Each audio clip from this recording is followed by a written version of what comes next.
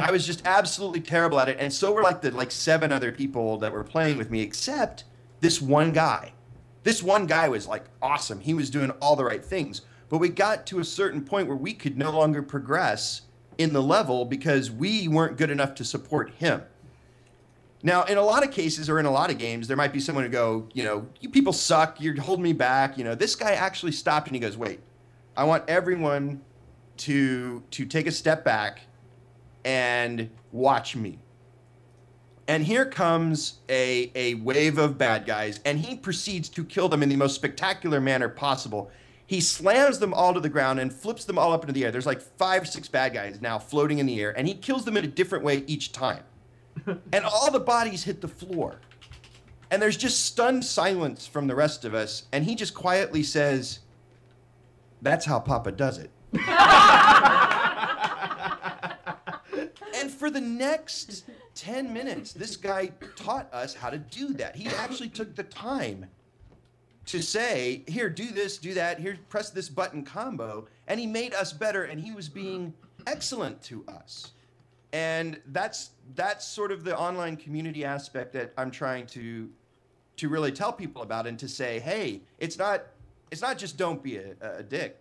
It's really along the lines of, trying to have a wonderful experience with people online, because I mean, we had a blast with that guy because he took the time to teach us how to be better at the game.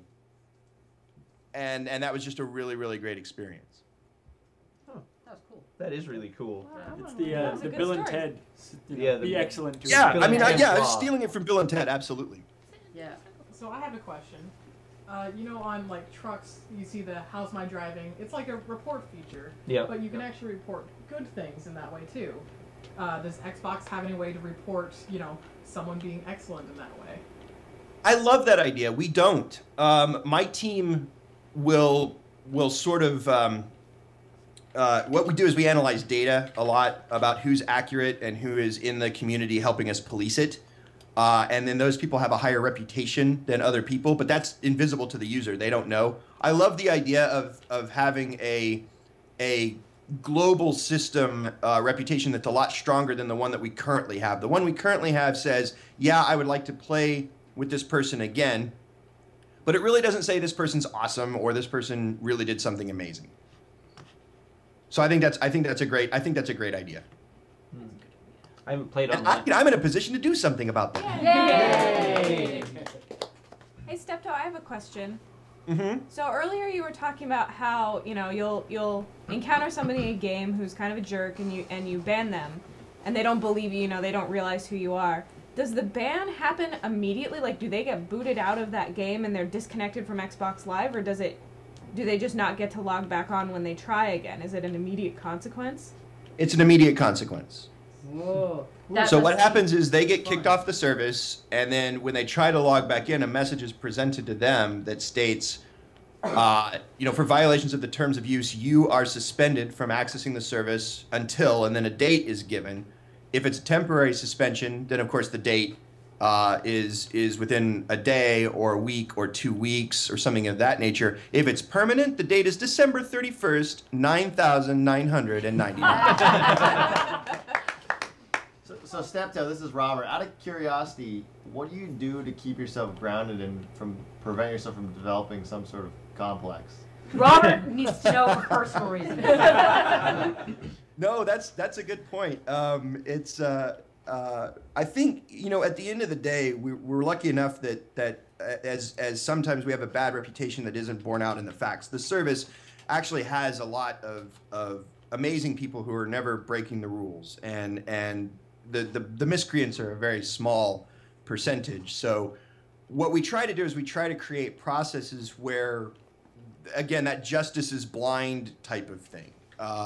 We try to do our job very dispassionately. For instance, to those people who send me a whole bunch of stuff in my inbox, I'm not the person who takes the actual action of banning that individual. What happens is my team routinely pulls the contents of my inbox and reviews the communications that occur, and then they take action, so that I'm a little bit sort of separated from there's sort of another set of eyes on it to make sure that I'm not doing anything I shouldn't be doing or misusing my power. And so that level of oversight is across my entire team. So there's that aspect of it, just to make sure that we're doing things objectively and dispassionately. Robert says, no, that's awful. I can't read his inbox. Do you have anything else? Just kidding. But he did say that. The other part of it mentally is I tend to read a lot of webcomics to keep myself mentally balanced. Do you have a favorite? I do. I have a lot of favorites, of course. You know, I often enjoy the comic stylings of Jerry and Mike, but I also enjoy my friend Joel Watson, who writes Hijinks Ensue. And, of course, XKCD. Oh, and I'm loving The Trenches, by the way. Yeah. That is such, being in the industry and seeing that type of thing is really fun. Because a lot of people think, you know, it's basically working in the video game industry is essentially like working in any other industry. You get to play games, but at the same time, there's all the other associated stuff comes with it. So I'm really enjoying that particular comic as well. Excellent.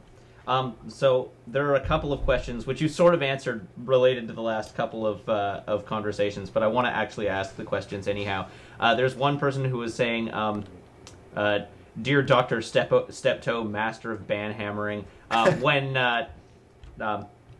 when you're actually moderating Xbox Live, do you ever have fun with it?" And you've sort of answered that already with the oversight, but I can't help but maintain an image in my head of you just waiting until you get that revenge kill and then banning the guy so that you've killed him so hard he falls off the internet. I'm actually prohibited from taking an action on the service that would benefit me in a game. Oh, they have a rule for I'm that. kidding. We I'm do have dead a rule serious. for that. Wonder how that happened. And then on the topic of god complexes, is Steptoe capable of committing an action so heinous that he must ban himself? I'm capable. One of the things I like to say about myself is that I have it's exceedingly difficult to offend me, but I have a really good sense for what's offensive, and that's kind of a good skill to have in my job. Mm-hmm. And one more question here. Is there a singular game that you can identify with a greater number of miscreants that abuse the rules? And if so, which game would you say it is? Uno? I've heard this notoriously bad. I have a terrifying story. I'm not going to tell it online. Oh, did we lose you? Oh, you guys are answering the question for me. It's difficult to say because it's very it's sort of seasonal. And by that I mean sort of when a new game comes out, everybody flocks to it, and that might result in a temporary increase in bad behavior just as a percentage of the population moves to that title. I would say the consistent one is probably going to be Uno. And for those of you who are listening who are like, what? Uno allows for 4-player interactive video chat. Oh. And you don't have to play the game. You know, it will auto-play your next card if you don't do anything. So what you have here is a very unusual scenario. We've done a lot of studies on this because it's like a splinter in my mind's eye that I don't understand this behavior. Apparently there's a portion of the population that likes to play Uno without any clothes on. And the interesting thing about that is we actually did sort of a cross-section of Uno players. We actually did a study where we went in and we looked at the population playing Uno and what was being displayed on their cameras.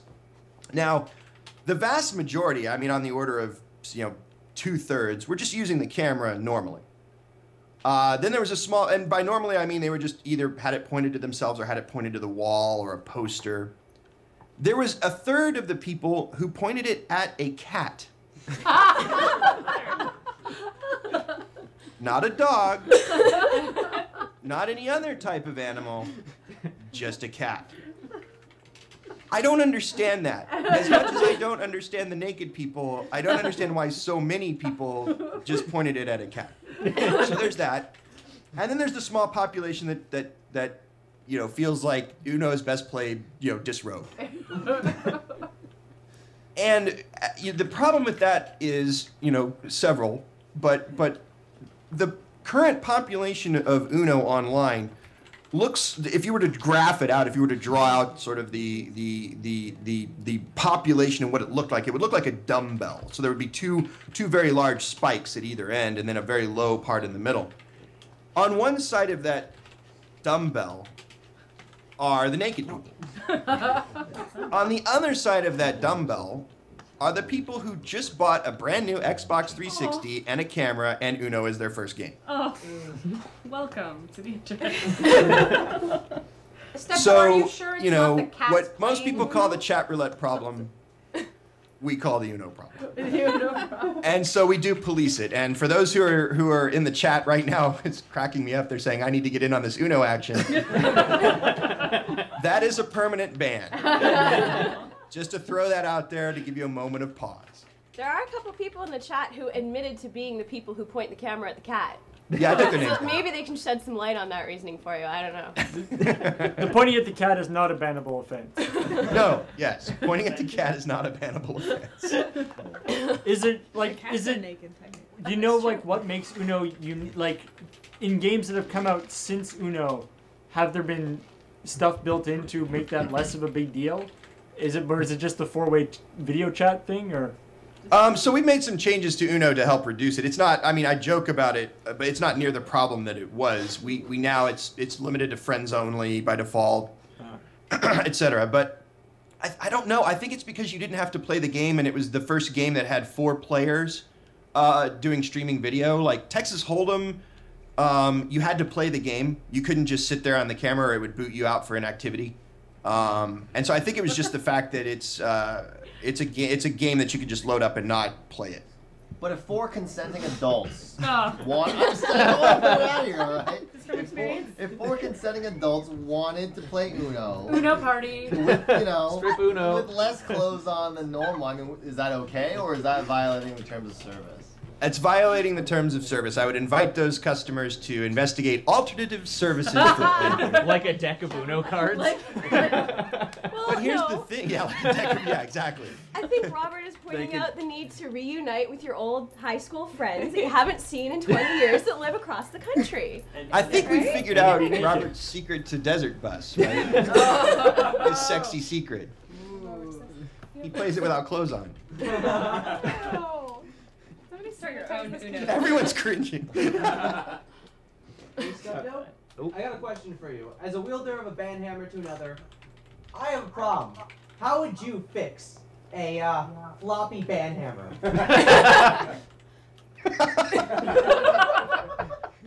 I've never had that problem.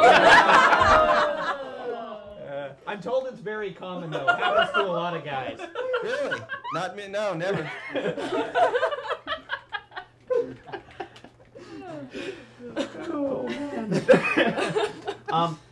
So I've got 2 remaining questions here for you. The first is just how many enforcers do you have on the policy enforcement team? So there's several in Redmond. But we have like hundreds worldwide. There's a, I think that's the way to put it. There's a dedicated team, which are the people who report to me. I'm getting some echo, so I'm turning. Yeah, we're getting a little bit of lag in the feed here. Hello? Did we lose you? No, he's still on. Okay. There you are. Okay, am I back? Yeah, Yes. you're back. All right. So there's several dozen people who are the team that report to me, and we're all located in Redmond in the Xbox headquarters, and then we have what we call a virtual team that is made up of Xbox employees all over the world, and then they have the ability to report to us when things are going on. So there's 2 levels of active policing that happen 24/7. One is the group of people that report to me, and the other is the virtual group. But both of them have the ability to take actions. Excellent. Thank you for clarifying that. And secondly, does Microsoft encourage you to go to conventions and do call-ins like this, or is this all in, like your own thing, or is it a bit of both?